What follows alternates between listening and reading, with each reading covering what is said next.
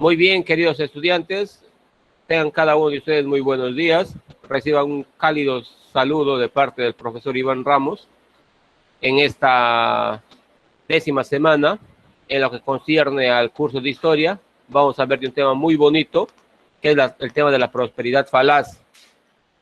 Una prosperidad que pudo llevarnos a ser una potencia mundial, pero por las malas decisiones de los gobiernos militares de ese entonces o por la ambición de cierto sector de personas civiles como nosotros, es de que no se logra que esta prosperidad falaz nos saque de las deudas en las cuales se encontraba el país en ese entonces. Al hablar de prosperidad falaz, jóvenes, ustedes tienen que estar muy claros de que es la época del guano. ¿Ya? La prosperidad falaz es la época del guano que se dio en pleno siglo XIX, ¿ya? En el siglo XIX, prácticamente después de la independencia de nuestro país. Para poder entender esta prosperidad falaz, yo voy a hacer primero un pequeño recuento en cuanto a los contenidos, qué es la prosperidad falaz, cuál es el contexto que se llevaba a cabo mientras se daba la prosperidad falaz aquí en nuestro territorio, cuáles son las características y la historia. Ya en la historia ya voy a ir desglosando parte por parte de esta prosperidad falaz. Primero, vamos con una pequeña definición. ¿Qué es la prosperidad falaz?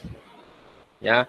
Y para poder entender mucho mejor, no os olvidemos que esta prosperidad falaz es un periodo de la historia, pero de la historia del primer militarismo, ya que el Perú tuvo a inicio de la República. ¿Ya? Para entender mucho mejor, también hay que centrarnos de que esta prosperidad falaz tuvo que ver con el guano, aquel guano que estuvo en todo el litoral peruano, jóvenes, ¿ya? Que estuvo todo el litoral peruano, y esa raíz de eso, de que esta prosperidad va a beneficiar a un buen grupo de ciudadanos. Profesor, usted me dice que se encontraba en todo el litoral peruano. ¿Hay un lugar exclusivo? Sí, se encontraba en 3 islas, llamadas las Islas de Chincha. Ahí se encontraba todo el guano que el Perú vendió a Europa. ¿Ya, jóvenes? Y para centrarnos un poquito mejor en el tema, en la definición, primero hay que darnos cuenta que la prosperidad falaz fue un tiempo de bonanza económica en la cual se enriquecieron solamente un sector de la población, y este sector de la población tuvo como aliados a los gobiernos militares de ese entonces. ¿Para qué? Para que no se dejen arrebatar el guano del Perú.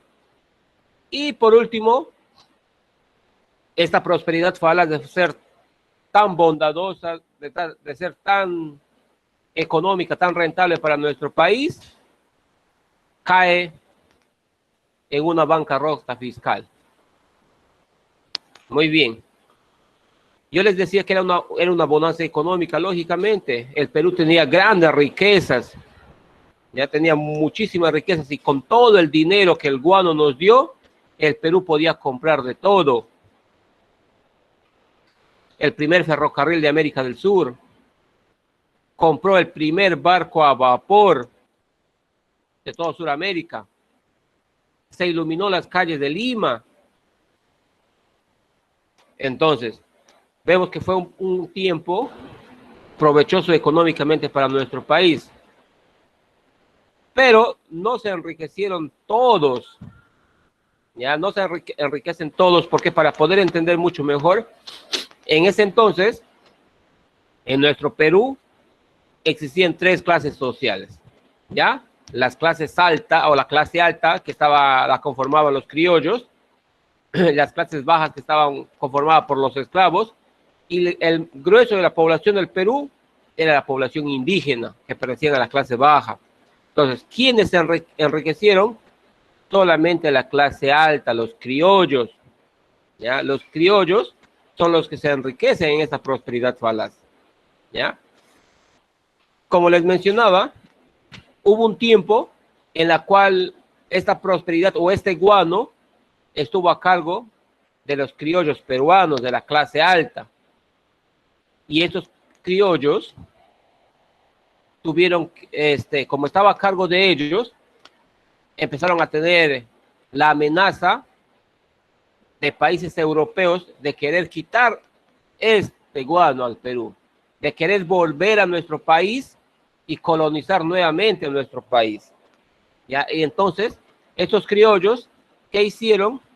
Vieron como aliados a los gobiernos militares de ese entonces, porque esta prosperidad falaz se da prácticamente en todo el gobierno militar, desde el año de 1827 hasta el año de 1871, cuando termina la prosperidad falaz.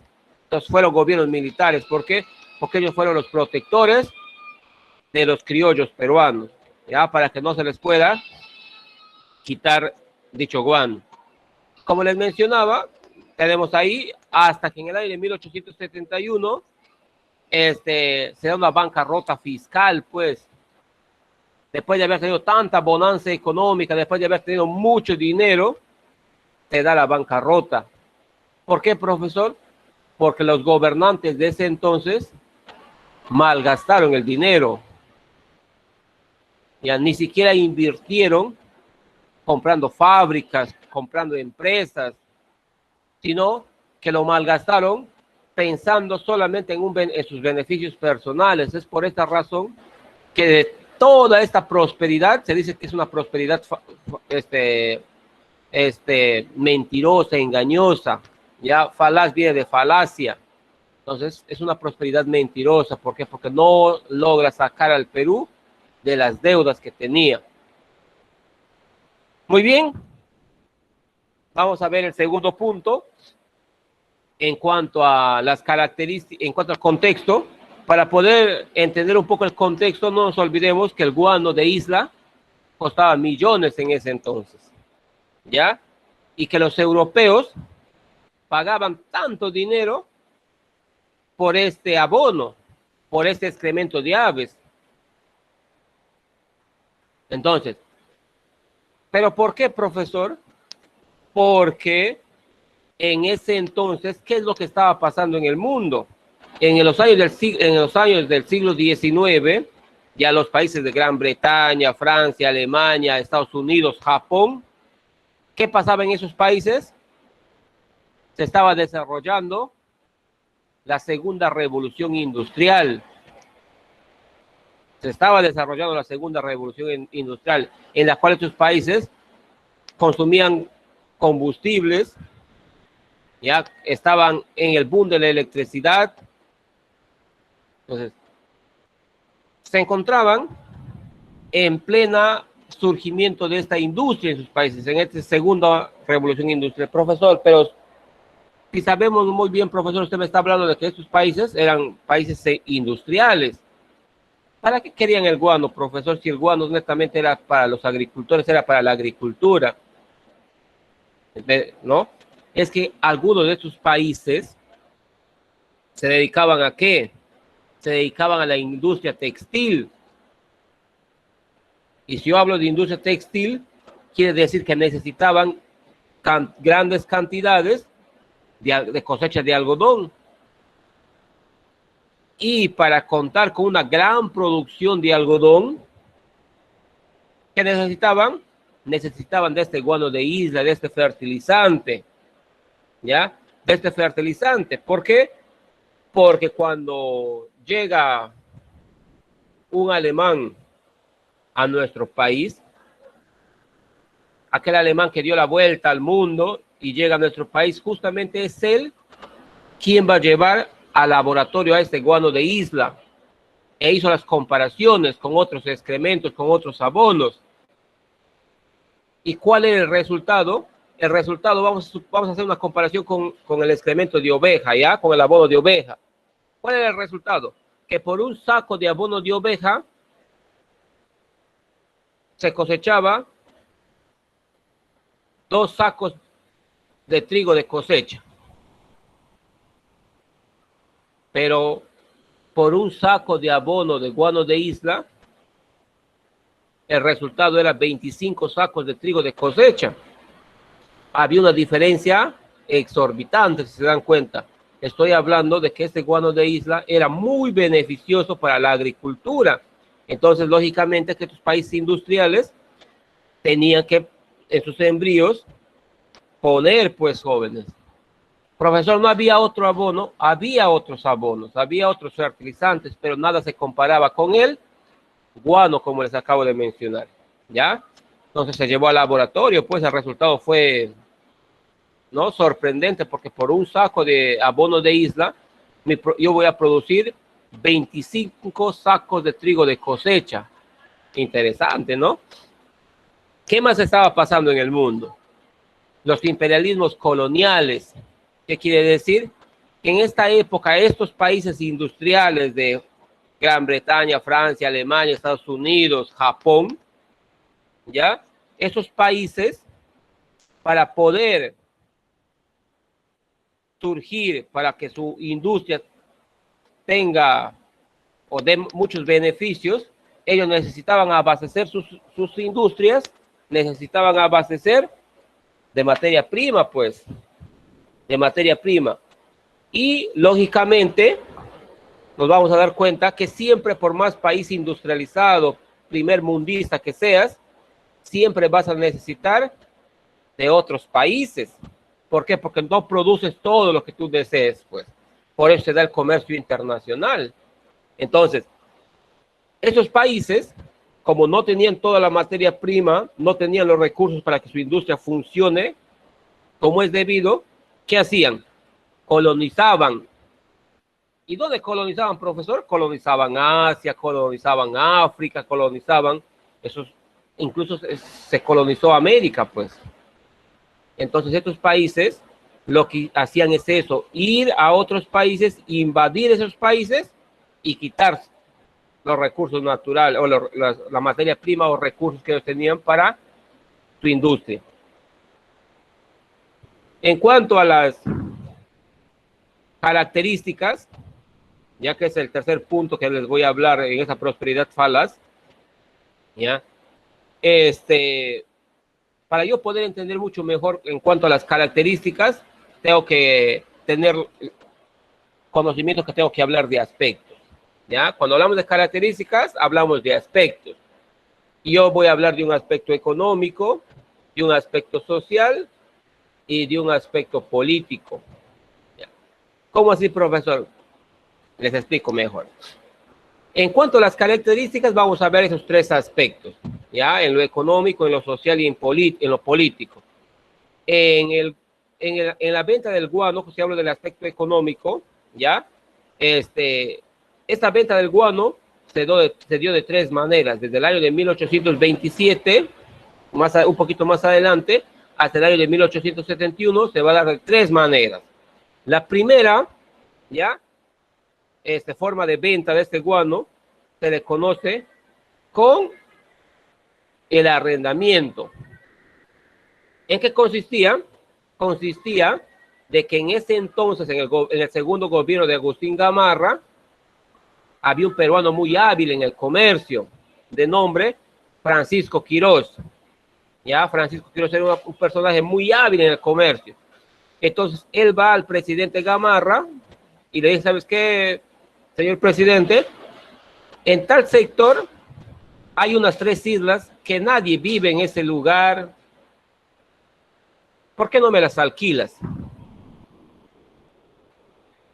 Y Gamarra inocentemente le dice, ya, no hay problema, hacemos un negocio, firmamos un tratado, y a ese tratado se le conoce pues como el tratado de arrendamiento, ¿ya? Y Gamarra va a alquilar a Francisco Quirós esas tierras. Francisco Quirós era el que llevaba el guano a Europa, lo vendía, pero de esa venta no le daba ni un sol al Perú. Ya no le va a dar ni un sol al Perú, solamente se beneficiaba, él pagaba, lógicamente pagaba su alquiler, pero no le daba ni un sol al Perú de la venta del guano. Hasta que llega la segunda forma ya en el primer gobierno de Ramón Castilla. Ramón Castilla vio cómo Quirós se enriquecía, pues, cómo Quirós empezaba a enriquecerse. Entonces Ramón Castilla anula dicho contrato de arrendamiento. Va a anular dicho contrato de arrendamiento. ¿Por qué? Porque se da cuenta de que no hay beneficio para el Perú más que pagar un alquiler. Entonces, Ramón Castilla dijo, muy bien, hay que firmar otro contrato. ¿Ya?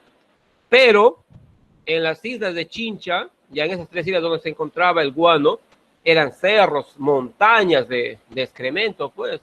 Entonces, Ramón Castilla dijo, muy bien, voy a necesitar jornaleros para que piquen esas montañas, para que extraigan la materia prima. Luego, voy a necesitar transporte, voy a necesitar trasladar este guano a Europa. Muy bien. Entonces lo que hizo Ramón Castilla es preguntar, ¿ya?, si algún peruano quisiera invertir o tiene dinero para invertir en el guano. Y ningún criollo peruano tenía dinero. ¿Por qué? Porque durante el proceso de independencia, estos criollos peruanos habían prestado dinero o habían sido obligados a dar dinero para que se siga manteniendo la independencia de nuestro país, a José de San Martín y Simón Bolívar. Entonces no tenían dinero. Entonces, al ver que ningún peruano cuenta con los recursos económicos para invertir en el guano, entonces Ramón Castilla pide la inversión, ya va a pedir la inversión de un extranjero, y se le presentó rápidamente un inglés, ¿ya?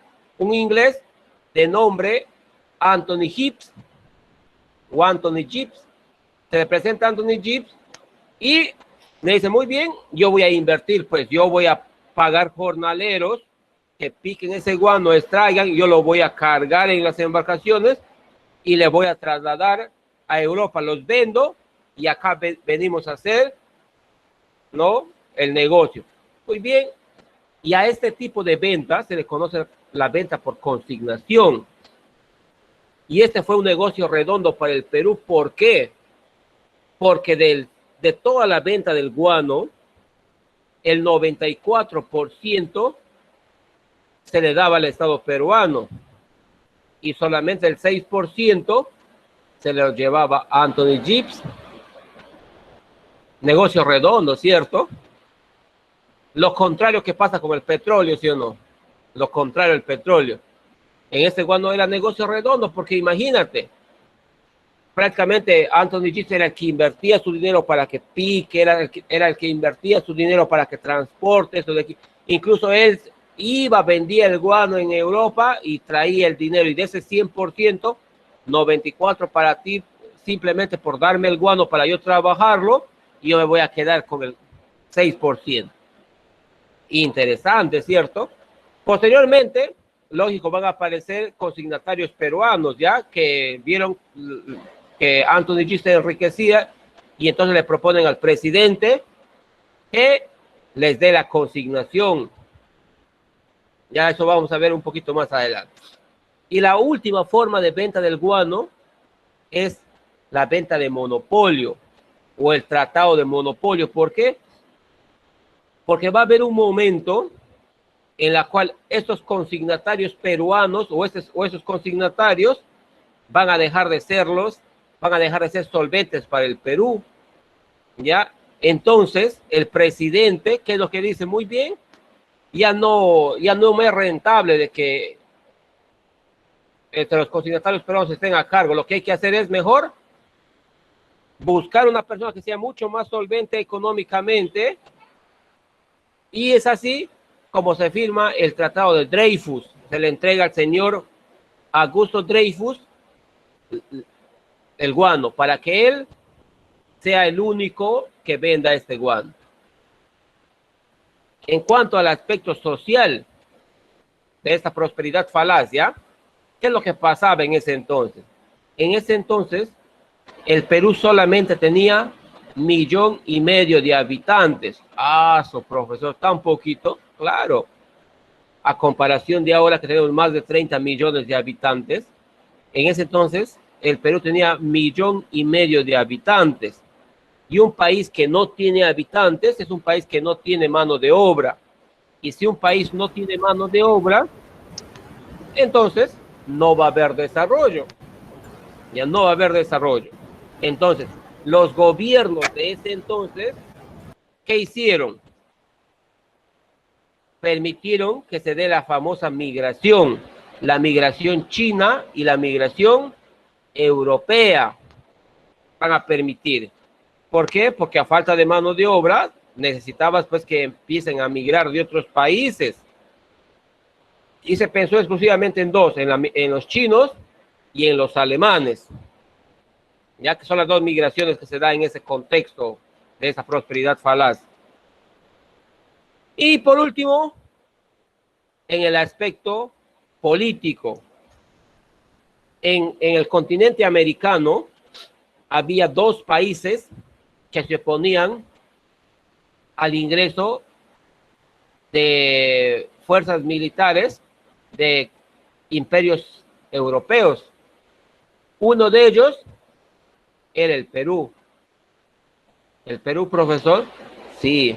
El Perú, cuando se enteraba que alguien quería tomar o venir a invadir o venir a querer colonizar ese continente suramericano, el Perú asumía la defensa de este continente. Reunía a todos los presidentes de los diferentes países y no permitían que ese país venga a colonizarlo. O sea, el Perú en ese entonces, profesor, tenía muy buen poder político, claro. Tenía muy buen poder político. Ahora, para ir entendiendo mucho mejor, voy a hablar del aspecto histórico, ¿ya?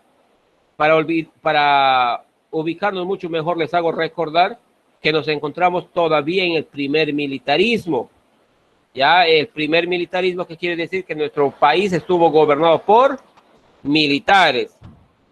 ¿Ya? Y este primer militarismo va a iniciar después de la corriente libertadora, es decir, el primer militarismo empieza en el año de 1827. En el año de 1827.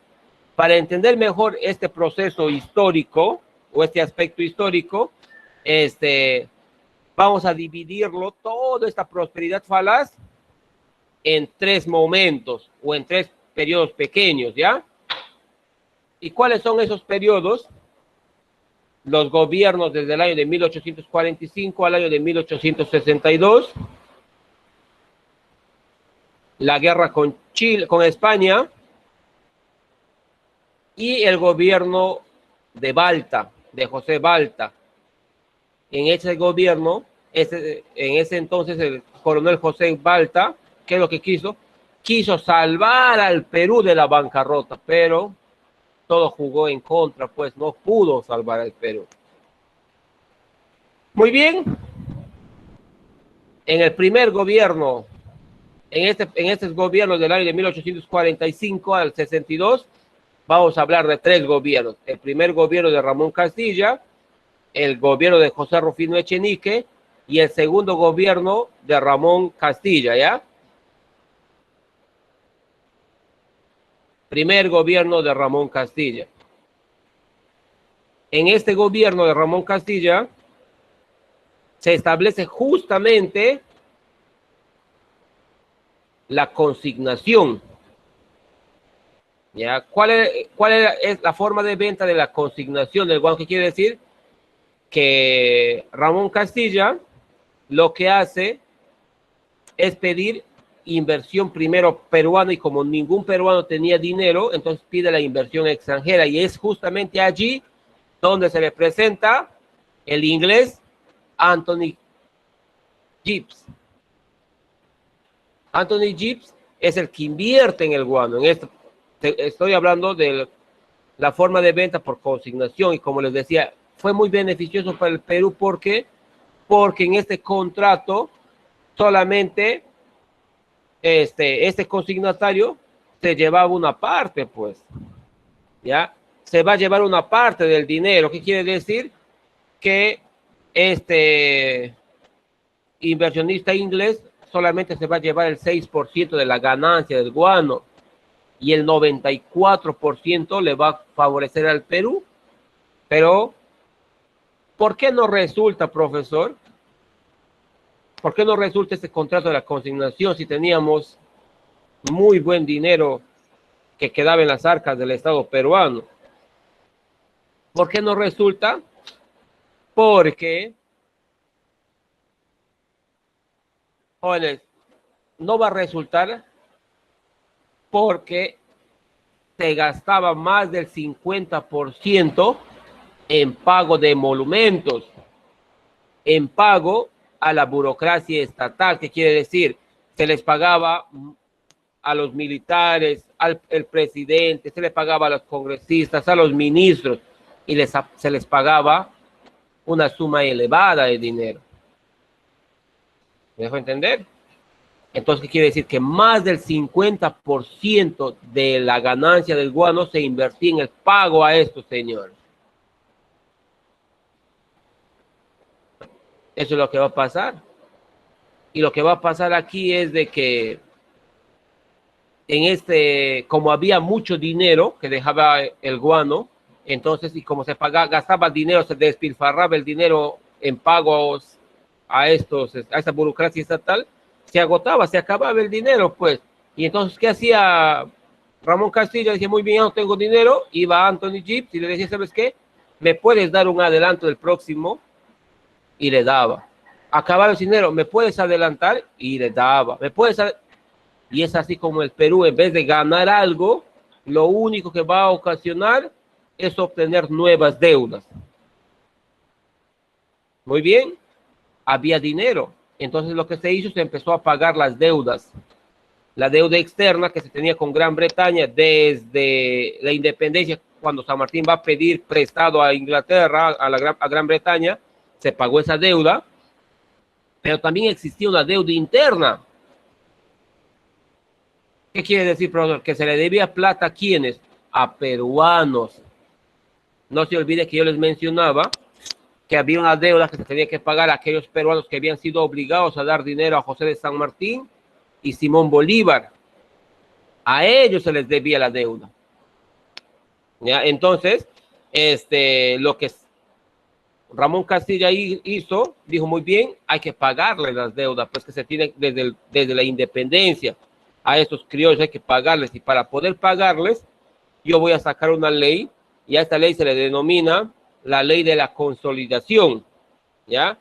Que consistía en pagar la deuda a estos criollos peruanos, pues. Profesor, ¿y cómo sabía que se les debía? Cuando ellos daban dinero a San Martín o Simón Bolívar, ellos firmaban un documento en la cual se estipulaba cuánto se les había prestado, e incluso ese documento estaba con las firmas de San Martín y Bolívar. Entonces, ellos presentaban esos documentos y se les devolvía el dinero. En ese entonces, la deuda ascendía nada más ni nada menos que a 5,000 millones de pesos, nada más. Entonces se les pagó la deuda a ellos, pues. Muy bien. Luego, otro aspecto que vamos a ver en ese gobierno de Ramón Castilla, faltaba la mano de obra, pues, porque en ese entonces solamente había 1,5 millones de habitantes en el Perú, y les mencionaba que un país donde no hay más habitantes, no hay mano de obra, es un país que no tiene prosperidad. Entonces Ramón Castilla va a promover la ley de la migración china, ¿ya? Y es justamente que él va a crear esta ley, y vienen los chinos pues a nuestro país, pero no vinieron a pertenecer a la clase burócrata, a la clase pudiente, sino a estos chinos se les puso en las haciendas del Perú, vinieron a trabajar como jornaleros, pues. Incluso a muchos se les explotaba. Por eso que los chinos no ven con buenos ojos al Perú, pues, porque tenemos un pasado en el cual que había bonanza económica, se abusaba de estos chinos que vinieron. Y a estos chinos se les conoce como culies, que quiere decir colono chino, ¿ya? Se les trae a ellos. Ramón Casillas se da cuenta y dice: el Perú debe tener una marina de guerra para defenderse de cualquier conflicto. Es por esta razón que se va a comprar el primer barco de guerra de Sudamérica, Rímac.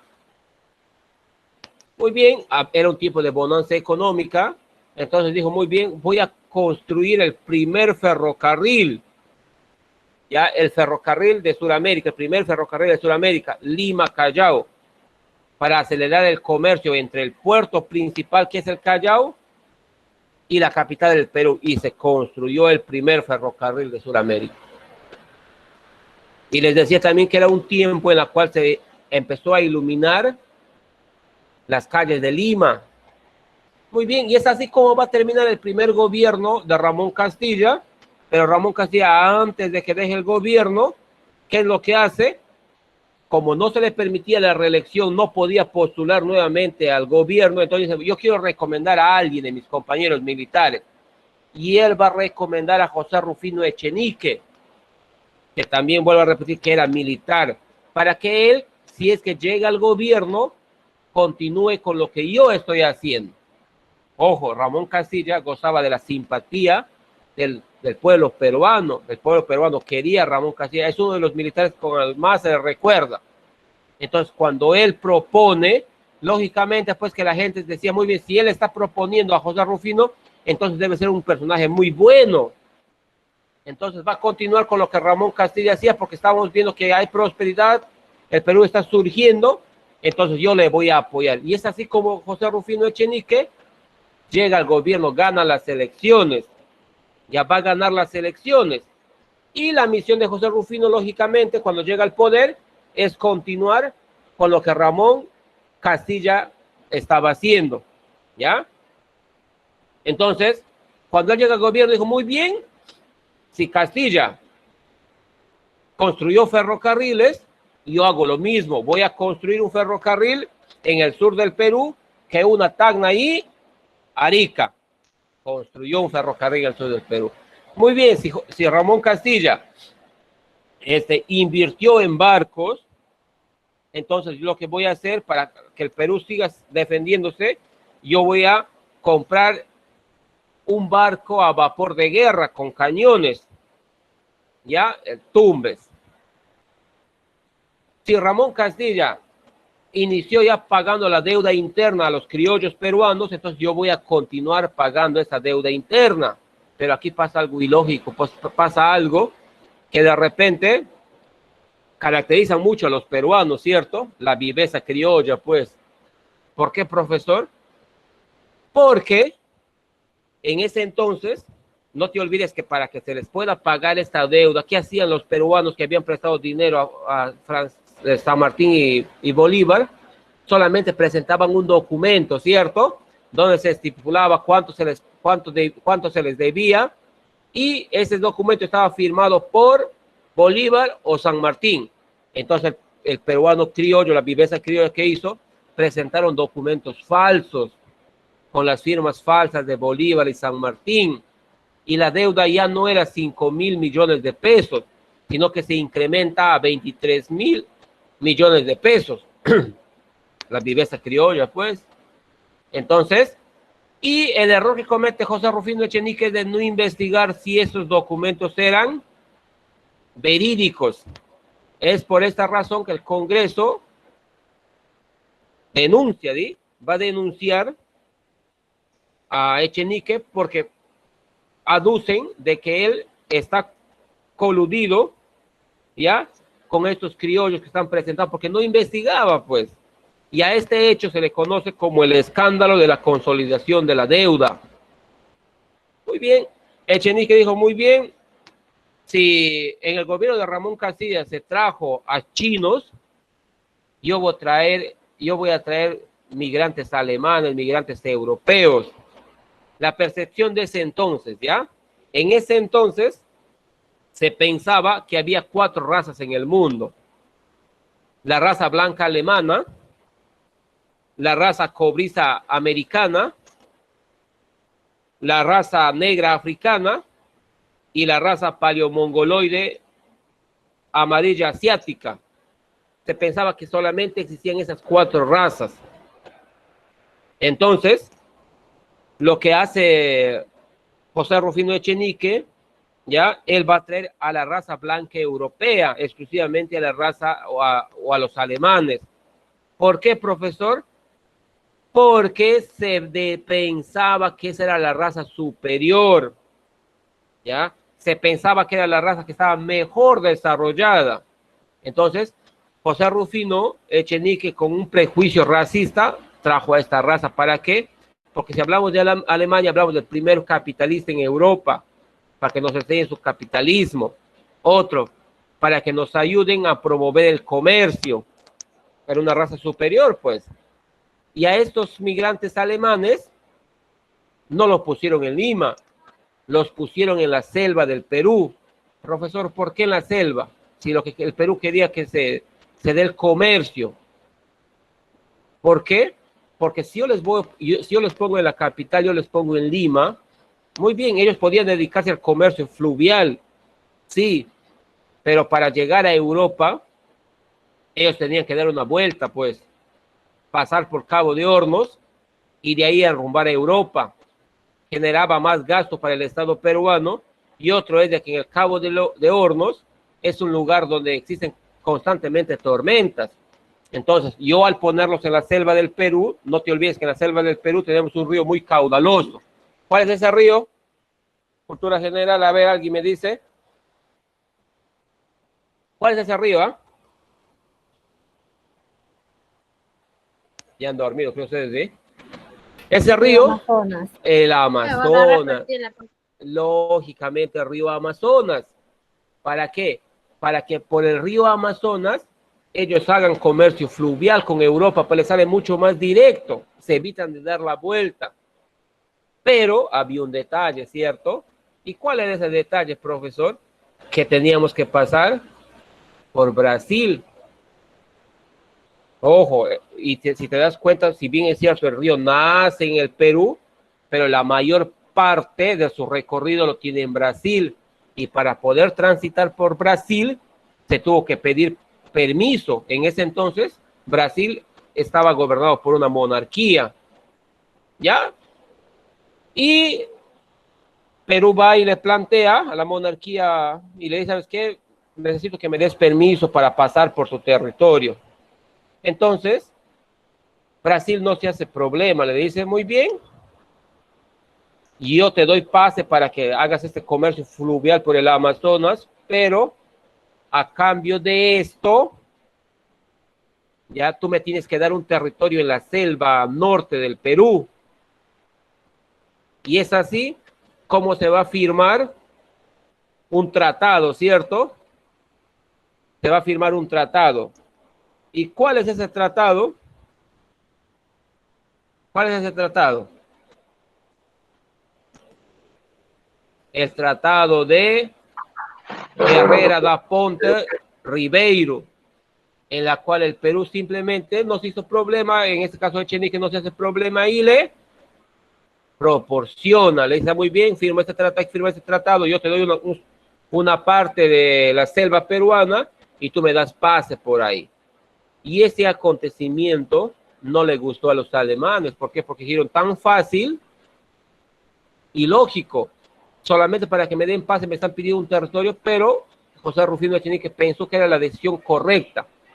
Pero aquel que le propone el gobierno, aquel que le dice, le va a recomendar para que llegue al gobierno, justamente en Arequipa este señor va a organizar una rebelión y va a derrotar a José Rufino Echenique, ¿dónde? En la batalla de Palma. Y ahí me estoy refiriendo a quién? A Ramón Castilla. Es así como Ramón Castilla llega nuevamente al poder, ¿ya? Ramón Castilla llega por segunda vez al poder, al gobierno del Perú. Y en este gobierno, en este segundo gobierno de Ramón Castilla, no te vayas a olvidar que en su primer gobierno se habla de consignatario, de un consignatario inglés, de Anthony Gibbs. En ese segundo gobierno van a surgir los consignatarios peruanos, van y le dicen, ¿sabes qué? ¿Por qué no nos das a nosotros? Mejor la venta, señor. Ya, muy bien. Entonces lo que hace Ramón Castilla va a anular el contrato con Jeep y va a firmar con los consignatarios peruanos.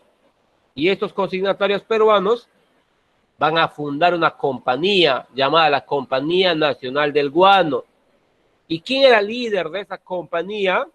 El líder de esa compañía era Manuel Pardo y Lavalle, que más adelante postula a la presidencia del Perú. Y es así como aparece el primer civilismo del Estado peruano como república. Este señor postula posteriormente, ¿ah? ¿Qué más?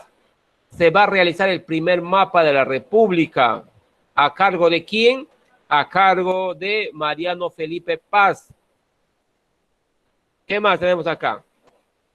Se va a construir o se va a inaugurar el alumbrado de gas en Lima y la dotación de agua potable. Se va a construir la penitenciaria de Lima. Se va a promulgar la Constitución Liberal de 1856, que poco después fue reemplazada por la Constitución que tiene más vigencia en nuestro Perú, y me estoy refiriendo a la Constitución del año de 1860, que duró prácticamente, o que dura, 60 años. La Constitución de 1860 duró 60 años y duró hasta el año de 1920, datos que ustedes deben apuntar. Como ahora el negocio del guano ya tenía consignatarios peruanos, los que se beneficiaban eran los consignatarios peruanos, lógicamente que va a haber un país que quiere quitar este guano, pues. Y me estoy refiriendo a la guerra al país de España. Es así como va a surgir esta guerra con España. La causa principal, ¿cuál era? ¿Ya? La causa principal era de que todos los países de Europa tenían colonias para poder extraer su materia prima para sus industrias. Alemania, Gran Bretaña tenían colonias. El único país de Europa que no tenía colonias era España. ¿Por qué, profesor? Porque había perdido el virreinato, pues. Había perdido las colonias que tenía en América del Sur. Entonces, la monarquía española va a buscar colonizar nuevamente a países, ¿para qué? Para poder impulsar su industria. Pues si tú quieres impulsar tu industria, tienes que tener colonias, ¿ya? Entonces, los españoles, para poder venir a territorio sudamericano, tuvieron que venir camuflados, porque no se olviden que yo les hablaba de dos países, ¿cierto? Había dos países que se oponían al ingreso de estas colonias o al ingreso de estos países buscando colonizar países de Sudamérica. Ya les había mencionado uno. ¿Quién era? El Perú. ¿Y cuál era el otro país, profesor? Usted menciona dos. El otro país es aquel país que decía América para los americanos, decía, ¿cierto? ¿Y me estoy refiriendo a quién? Me estoy refiriendo al país de Norteamérica, los Estados Unidos. ¿Por qué? Porque esa frase de América para los americanos era una frase de doble sentido. Porque después Estados Unidos va a ver en los países de Sudamérica los países en los cuales él va a poder apostar o vender sus productos. Entonces, esa es justamente a esta razón que para que los españoles pudiesen ingresar a territorio sudamericano tuvieron que venir camuflados.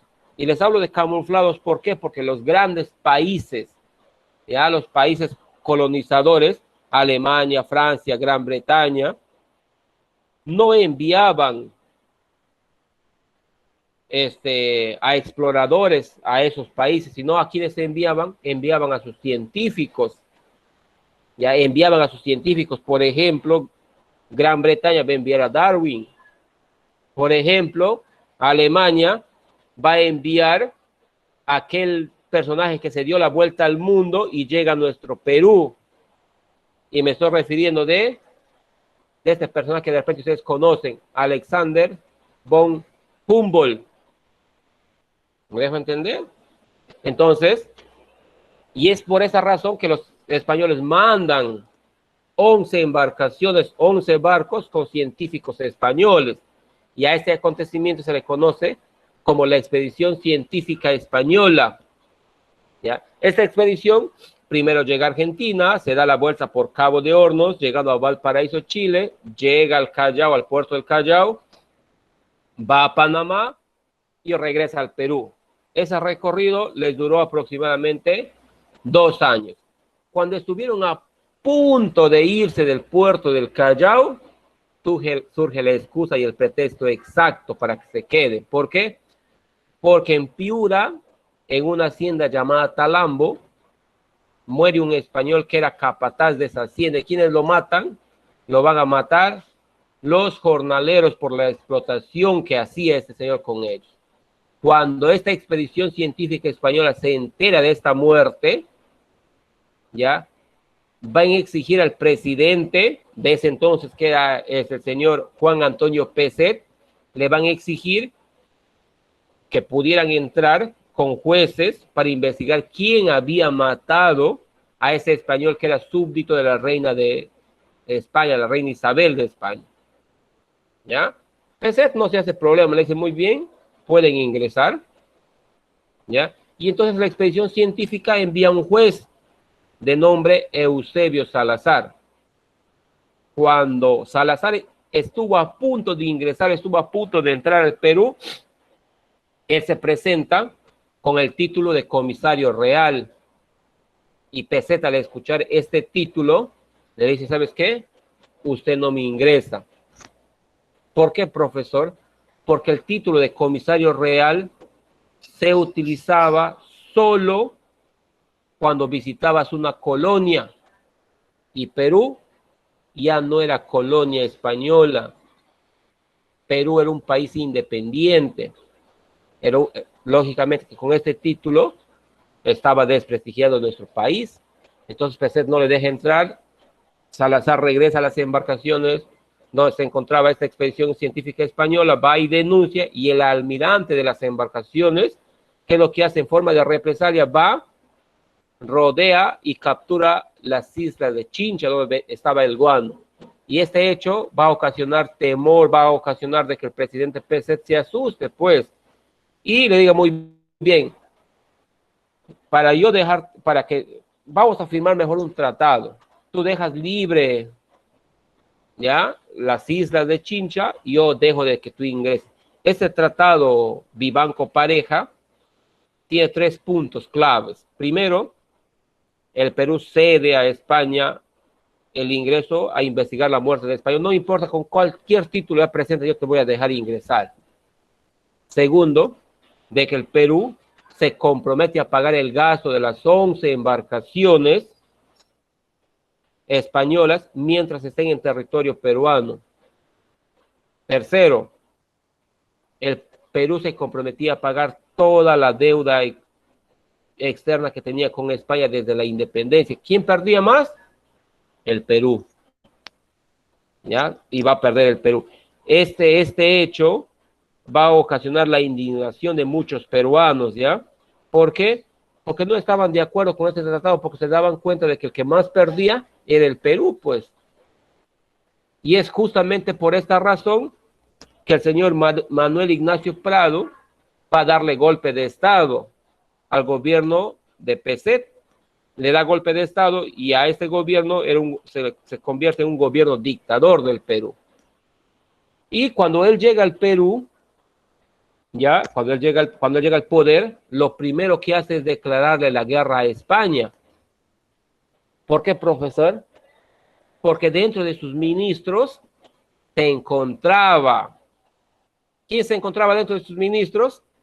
Se encontraba un consignatario peruano, aquel consignatario que era líder de toda esa compañía nacional del guano. Me estoy refiriendo a Lavalle, él era el ministro. Entonces, miren, ve, si España nos ataque, los más perjudicados aquí, vamos a ser nosotros, nuestros negocios se va a ir por la borda. Entonces, lo que usted tiene que hacer es declararle la guerra a España. Pero hay que ser conscientes de que nuestro ejército no está a la misma altura con España. Ellos tienen mucho más poder militar. Entonces, lo que el Perú hace, pide apoyo, pide ayuda a los 3 países también que España quería colonizar, que eran Ecuador, Bolivia y Chile. Les pide apoyo. ¿Y aceptaron, profesor? Sí aceptan, pero con una condición. Nosotros te vamos a apoyar, pero ustedes como país van a correr con todos los gastos de esta guerra. Y lógicamente que el Perú acepta. ¿Y por qué acepta, profesor? Porque el que más tenía que perder era el Perú. Y a esta alianza se le conoce como la cuádruple alianza, ¿ya? Entonces el combate se va a desarrollar prácticamente de estos 4 países. Los que pelearon, los que combatieron solamente fueron 2 países, Perú y Chile. ¿Por qué? Porque estos combates se llevaron en mar. Bolivia y Ecuador no tenían barcos. Entonces simplemente es la guerra entre Chile, Perú y España. Y se dan en 2 combates, como les mencionaba. El primer combate se da en las costas de Chile y se le conoce como el combate de Aptao. Fue victoria para los aliados Perú y Chile. Y el segundo combate se da en el puerto del Callao y a ese combate se le conoce como el combate 2 de mayo, donde el Perú va a vencer a los españoles con la artillería del Real Felipe. Profesor, me suena ese nombre, ¿sí? Cuando tú vas al Callao, ahí está, ¿cierto? La fortaleza del Real Felipe. Ahí encontramos. Luego viene el gobierno de José Balta, ¿ya? De tanta bondad, de tanta historia bonita, de tanto cuento de hadas que les he contado, llega este gobierno de José Balta. Y ese gobierno de José Balta solamente había recibido de herencia las deudas de los gobiernos militares anteriores. Después de Perú haber tenido más de 20 millones de toneladas de guano, solamente nos quedaban 2 millones de toneladas de guano. Entonces Balta dijo, muy bien, si nosotros vendemos este último del guano, lo vendemos de una manera mejor y bien, entonces vamos a poder pagar nuestras deudas. Pero si lo hacemos mal, caeremos en la banca rota. Y es así como José Balta, para poder salvar al Perú de las deudas, se empieza a preguntar quiénes son los consignatarios que venden este guano. A ver, empezó a tirar su pluma y dijo, a ver, no es rentable para el Perú.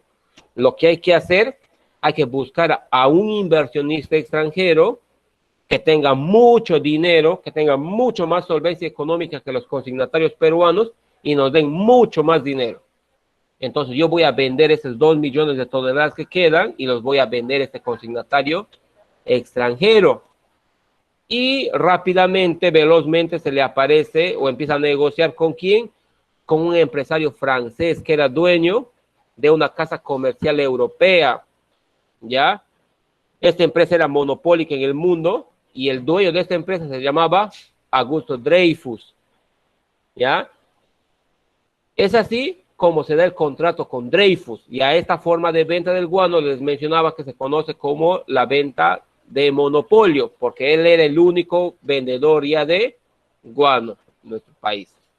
Y Dreyfus le dice, muy bien, a la firma yo te voy a dar 2 millones. 2 millones.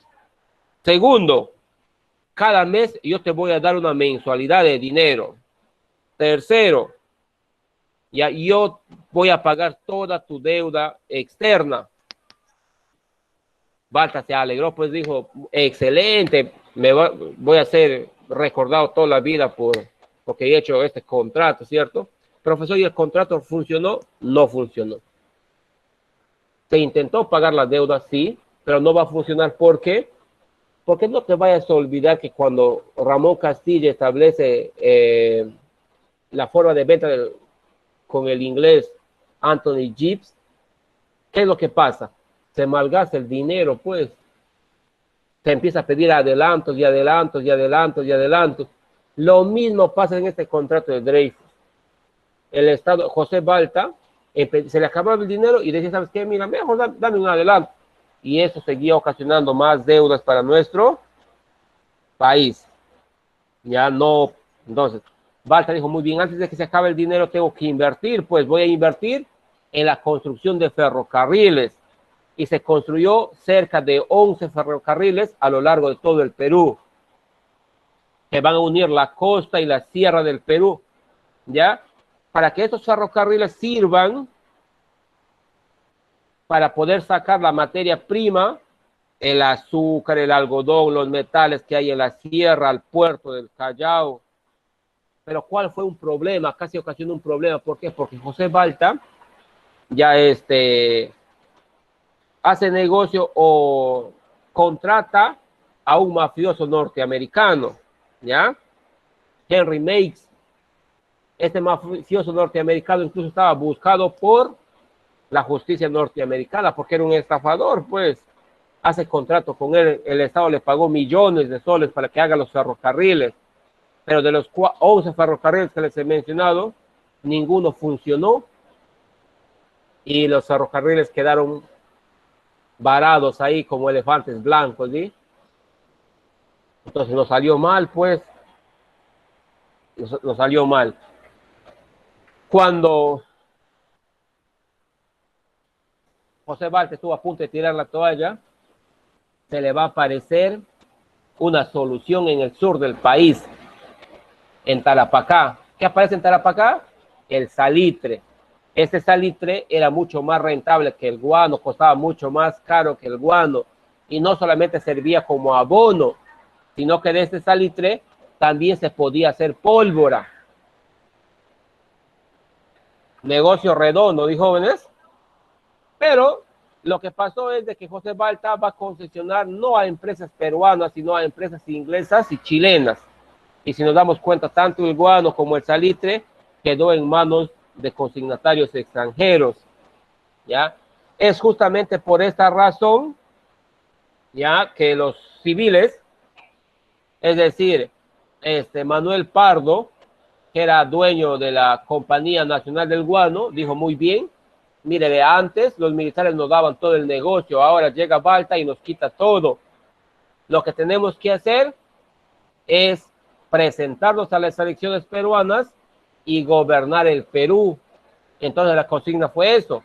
Yo me presento al gobierno peruano y recupero todas las cosas, intereses personales, ¿cierto?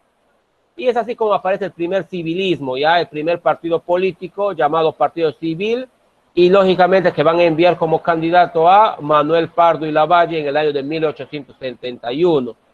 Surge el primer civilismo, pero este civilismo acumula muchas herencias, y las muchas herencias me estoy refiriendo a las deudas que el Perú ocasionó. Muy bien, jóvenes, hasta ahí el tema del día de hoy en cuanto a la prosperidad falaz. Nos damos cuenta que fue una prosperidad mentirosa, engañosa, porque al final de cuentas solamente se benefició un sector, ¿no?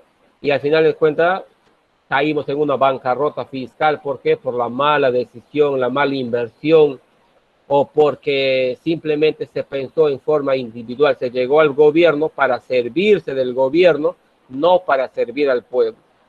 Jóvenes, muy bien, les proyecto mi diapositiva de la clase siguiente, que es economía. En esta semana número 10 vamos a ir hablando sobre el comercio internacional, el sector externo y las perturbaciones del equilibrio. Y en este primer tema, en cuanto al comercio internacional, iremos viendo las causas, el origen, las ventajas y las formas de este comercio internacional. Cuando hablamos de causas, ya se van a dar, una de las causas de la diferencia entre las condiciones de producción, los costos decrecientes, las diferencias de gustos. Si nos damos cuenta, no a todos nos gustan los mismos, no todos tenemos los mismos gustos, ¿cierto? Algunos prefieren consumir productos extranjeros antes que comprar productos nacionales. Entonces, por eso se da el comercio internacional. y por el exceso déficit productivo.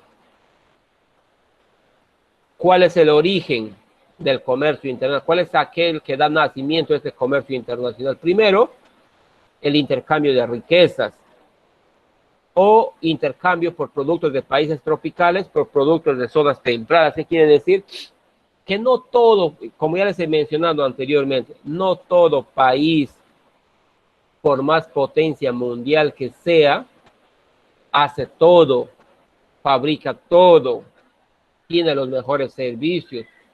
Siempre va a necesitar de bienes o servicios que producen otro país. Nos hemos podido dar cuenta en el veto que se da el año pasado a la empresa Huawei, a la empresa china, cuando Estados Unidos saca de su territorio. ¿Qué quiere decir? Que los celulares que se fabricaron después de ese veto tienen un problema. Si bien es cierto, son muy buenos equipos, pero ¿cuál es el problema? El problema es de que no tienen el Google Apps. Es decir, ciertas aplicaciones no las puedo descargar a mi celular. ¿Por qué? Porque no tengo el Google Apps. Por ejemplo, profesor, el Gmail no lo puedo descargar. ¿Me dejo entender? Entonces, no todo país, por más potencia que tú seas, cuentas con todos los bienes, ¿ya? Ventajas en este comercio internacional. Cada país se va a especializar en aquellos productos donde tienen mayor eficiencia. ¿Qué quiere decir? Que, lógicamente, para que tú puedas sacar un producto al exterior, tiene que ser lo mejor que tú produces. En este caso, nuestro Perú, ¿qué exporta? Café, algodón, porque eso es lo mejor que hace nuestro país. Los precios tienden a ser mucho más estables y hace posible la oferta de productos que exceden el consumo en otros mercados, ¿ya? ¿Qué quiere decir? Que de repente en otros mercados van a exceder estos productos y por ende va a haber una oferta para adquirir ciertos productos, ¿ya? En cuanto a las formas de exportar, se dan a través de dos formas. La primera forma es cuando los productos salen del Perú hacia el exterior, hacia afuera, ¿ya? A este tipo de exportación se le conoce como exportaciones. Ojo, cuando el Perú vende sus productos al resto del mundo. Y la otra forma es cuando los productos vienen de diferentes partes del mundo a nuestro país, ingresan a nuestro país. Y a esta forma de exportación se le conoce como importaciones. Ya se les va a conocer como importaciones. Para entender mucho mejor, voy a ir definiendo primero qué son exportaciones, luego qué son importaciones. Las importaciones se va a definir como la venta, trueque o donación de bienes y servicios de origen nacional al resto del mundo. Es decir, cómo el Perú vende sus productos a Asia, vende sus productos a Europa, vende sus productos de repente a Oceanía, cómo vende el Perú. O de repente a un país exclusivo, ¿cierto? Italia, Francia, o a Chile mismo. Entonces, cómo el Perú vende, ¿ya? Donde el vendedor que es residente del Perú, que vive en nuestro país, se le conoce con el nombre de exportador. Y el comprador que no es residente peruano se le conoce como importador, porque él va a ser quien compre esos productos. Si hablo de exportaciones, tengo que tener claro que se clasifican en dos: exportaciones tradicionales y exportaciones no tradicionales. Cuando hablo de exportaciones tradicionales, me estoy refiriendo a aquellos productos que históricamente el Perú ha exportado, ¿ya?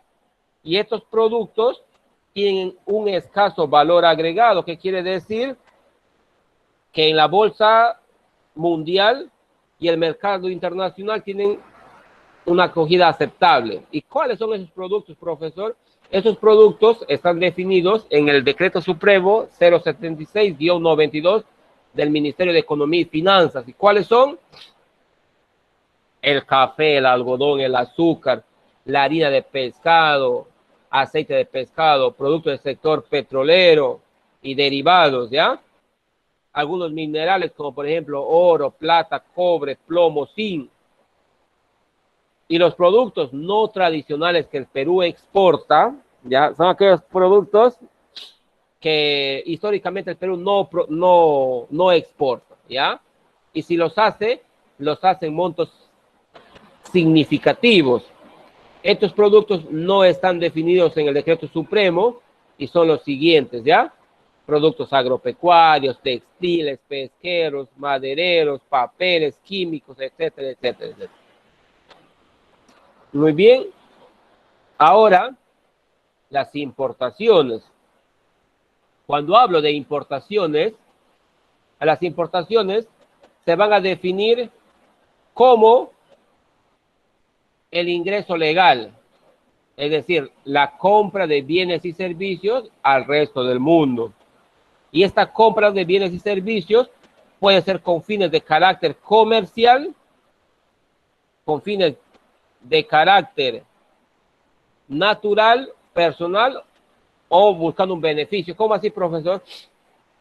Cuando tú compras de Wish, cuando tú compras de Mercado Libre de otros países, cuando tú compras de repente de AliExpress, Amazon, que son aplicativos que te permiten comprar productos de otros países, ¿por qué le compras? Los vas a comprar con fines comerciales para que tú los puedas vender en el Perú, o con fines personales. ¿Por qué? Porque yo necesito eso, me hace falta eso. O lo voy a comprar con fines benéficos. ¿Por qué? Porque de repente ese producto de ese país es mucho mejor al producto que venden aquí en el Perú. En cuanto a medicina, puede ser, ¿ya? ¿Y cuál es el objetivo que tienen las importaciones? Abastecer el mercado nacional ante la insuficiencia de producción que pueda surgir en nuestro mercado, ¿ya? Y las importaciones también se van a clasificar por su uso o destino económico. Estoy hablando de tres: de bienes intermedios y materias primas; segundo, de bienes de consumo; y tercero, bienes de capital y materiales de construcción. Cuando hablo de bienes intermedios, ya los bienes intermedios son aquellos productos que se van a agotar en su primer uso, como por ejemplo combustible, lubricante, maíz, trigo, abono mineral. Cuando hablo de bienes de consumo netamente, esos bienes de consumo van a estar destinados a un proceso productivo, ¿ya?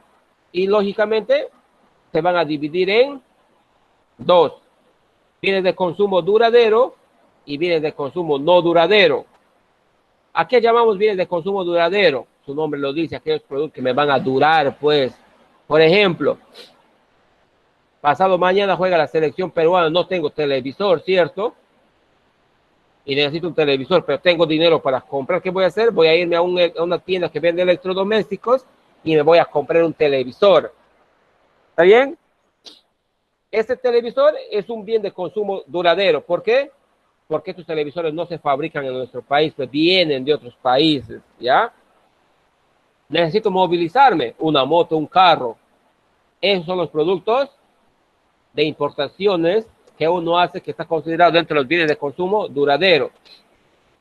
Y los bienes de consumo no duraderos, profesor, en esta pandemia nos hemos dado cuenta de que el Perú se habían agotado las mascarillas. Entonces el Estado peruano tuvo que traer lotes de mascarillas, y muchos de estos lotes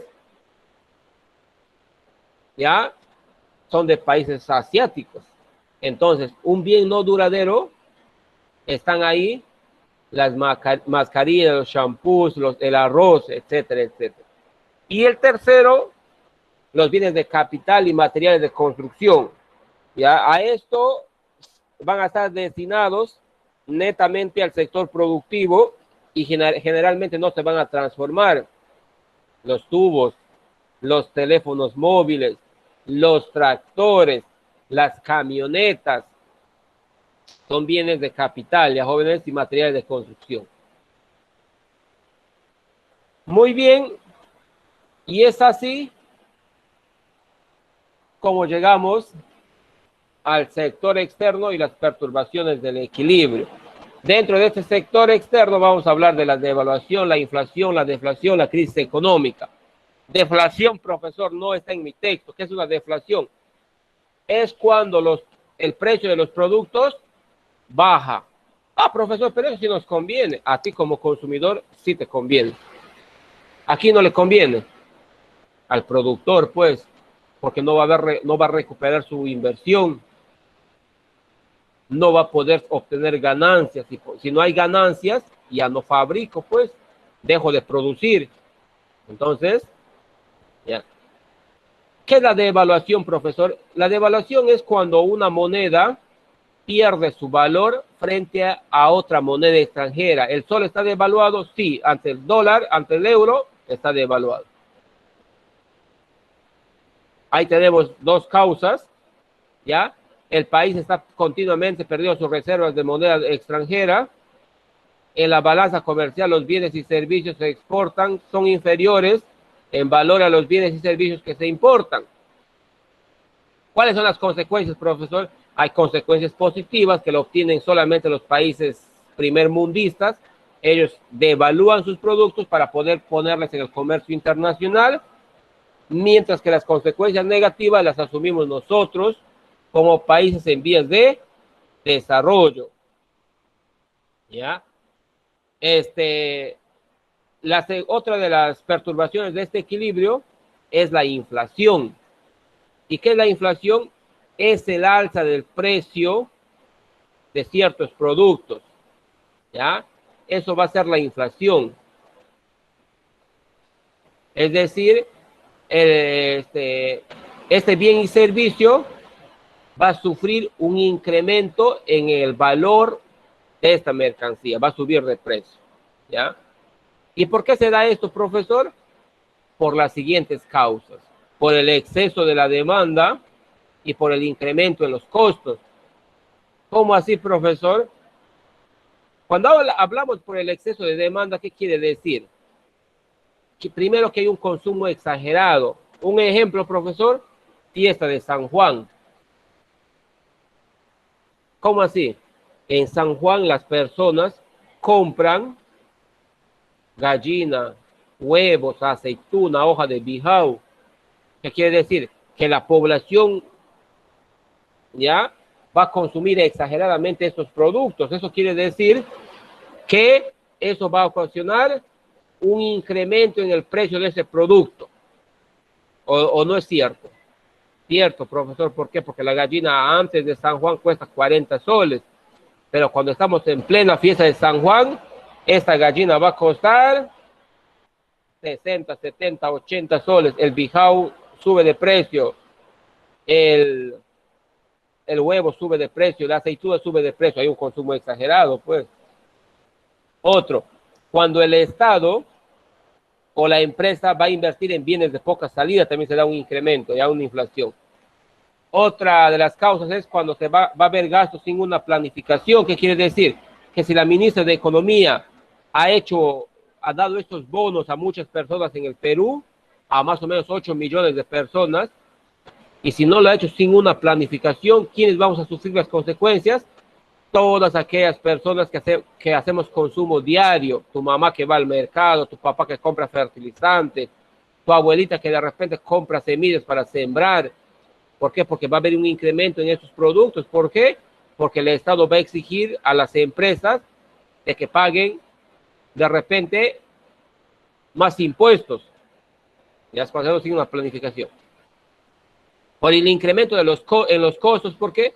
Porque las materias primas han sufrido un agotamiento, ya sea por factores naturales o factores artificiales. Factores naturales, huaicos, terremotos, inundaciones. Factores artificiales, huelgas. Se cierran las carreteras y lógicamente este producto se va a agotar en ese mercado de esa localidad y va a subir de precio. Por la presión de los sindicatos a los empresarios. ¿Por qué presionan los sindicatos a los empresarios? Para que le suban el sueldo. Muy bien, yo te subo el sueldo, pero yo incremento el precio del producto, pues para poder pagarte. Y eso se da. las clases de esta inflación según el ritmo de desarrollo, según la forma de manifestarse, según el lugar y según la duración. Según el ritmo de desarrollo, ya hablamos de inflación solapada, inflación media, ya inflación galopante e hiperinflación. La solapada para muchos es una inflación natural, es una inflación normal. ¿Por qué? Porque hay un incremento de un 5%. ¿Qué quiere decir? Que siempre va a haber variación en los precios de los productos, porque no toda la vida va a costar el mismo precio, siempre se va a incrementar, ¿ya?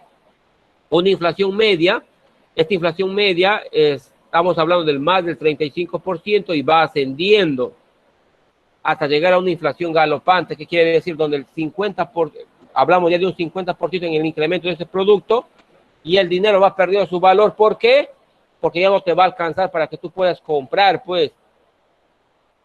Y la hiperinflación que se dio en el primer gobierno de Alan García, ¿qué quiere decir? Que pasó de los 100%, se llegó casi a un 8.000% un 8.000% en los precios de los productos. Si no, pregúntale a tu mamá y a tu papá cómo hacía cola para poder comprar querosene, que era la materia prima para que tu mamá cocine. Pregúntale a tu mamá o a tu papá cómo hacía colas para que pueda comprarse un saco de arroz. Cómo se incrementó el huevo, porque los productos eran escasos, pues. La segunda forma es la forma de manifestarse, reprimida o libre de denominación. La reprimida es cuando el Estado interviene, ¿ya? Controlando los precios y dando leyes que repriman las alzas. Y la libre de denominación es cuando el Estado no establece ningún control sobre ellas y los precios están en constante aumento. Ejemplo, profesor, libre de denominación.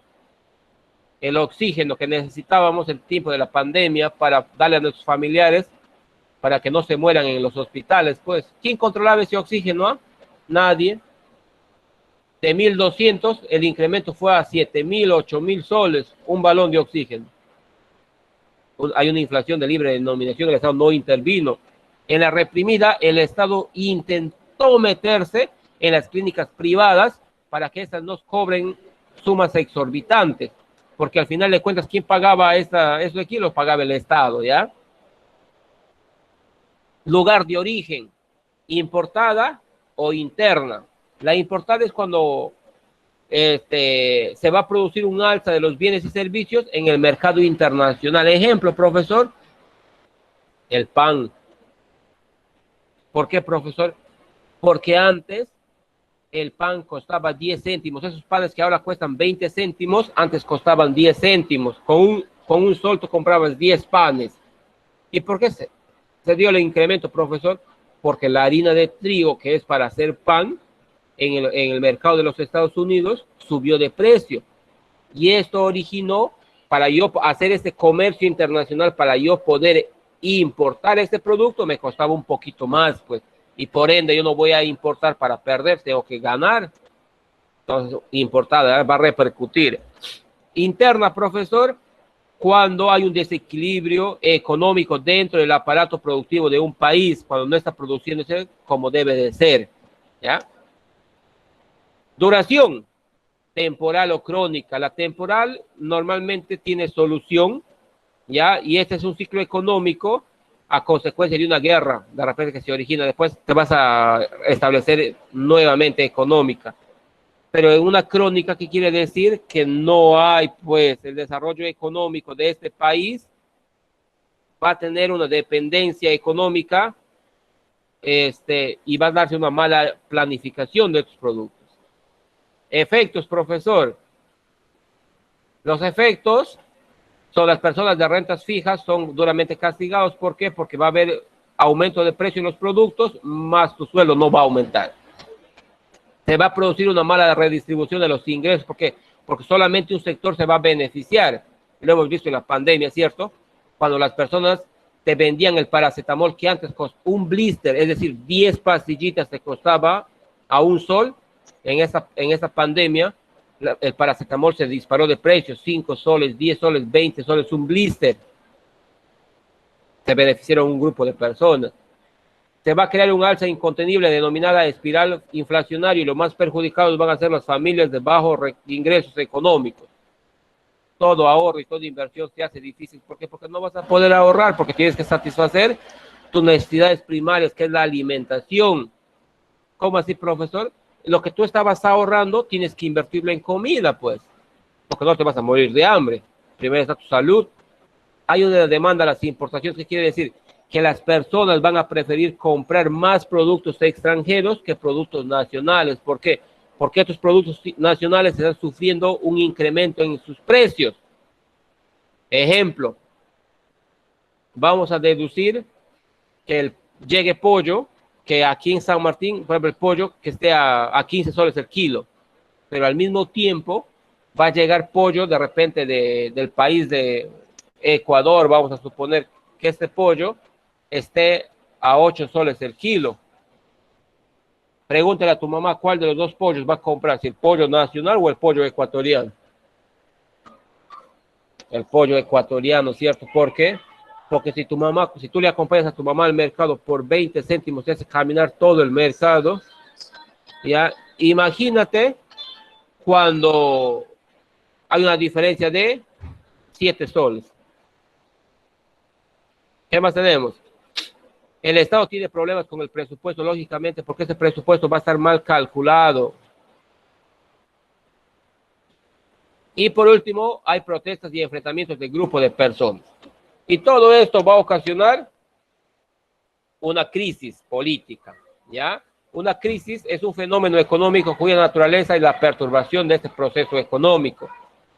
Y las características de una crisis es alza de precios de los bienes y servicios, va a afectar a los sectores menos protegidos y se va a presentar cada cierto tiempo como repercusiones cíclicas. Va a haber alzas y bajas en cuanto a los precios en el mercado. Muy bien, jóvenes, hasta aquí el día de hoy, deseándoles hayan podido entender la clase el día de hoy, jóvenes.